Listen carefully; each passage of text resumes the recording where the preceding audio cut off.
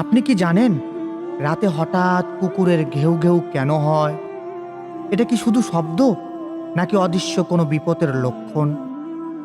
আজকের এই ছোট্ট গল্পটা শেষ পর্যন্ত শুনবেন, কারণ এর ভিতরে আছে একটি গুরুত্বপূর্ণ নসিহত। প্রিয় বন্ধুগণ, আজ আপনাদের সামনে একটি ছোট্ট গল্প শোনাবো। গল্প হলেও এর ভিতরে লুকিয়ে আছে বড় এক শিক্ষা। এক গ্রামে থাকতেন এক যুবক, নাম তার রাশেদ। খুব সাধারণ মানুষ, কিন্তু রাতে দেরি করে ঘুমানো ছিল তার অভ্যাস। এক গভীর রাতে যখন চারপাশ নিস্তব্ধ, হঠাৎ সে শুনতে পেল গ্রামের সব কুকুরগুলো একসাথে ঘেউ ঘেউ করছে। এমনভাবে ডাকছে কুকুরগুলো যেন নীরব রাত্রে কেউ খবর দিচ্ছে। রাশেদের মনে প্রশ্ন জাগে, এত রাত্রে কুকুরগুলো কেন ঘেউ ঘেউ করছে? শুধু শব্দ নাকি অদৃশ্য কোনো বিপদের ইশারা দিচ্ছে? ঠিক তখনই তার মনে পড়ে গেল রসূলুল্লাহ সাল্লাল্লাহু আলাইহি সাল্লামের একটি হাদিস।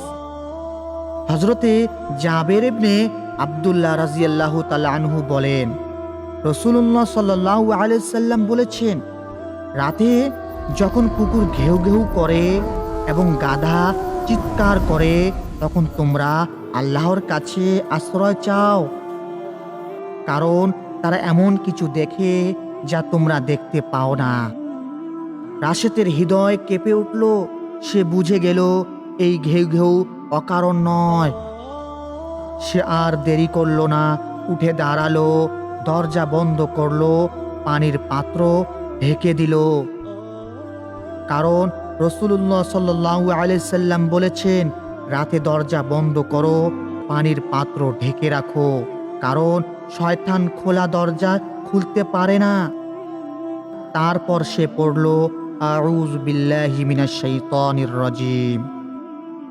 সেই মুহূর্তে রাশেদের মনে পড়ল, দিনে সে কতবার কুকুরকে দেখে বিরক্ত হয়েছে, কখনো ধমক দিয়েছে, কখনো তাড়িয়ে দিয়েছে, কিন্তু আজ সে বুঝল এই কুকুরগুলো শত্রু নয়, বরং কখনো কখনো নীরব পাহারাদার।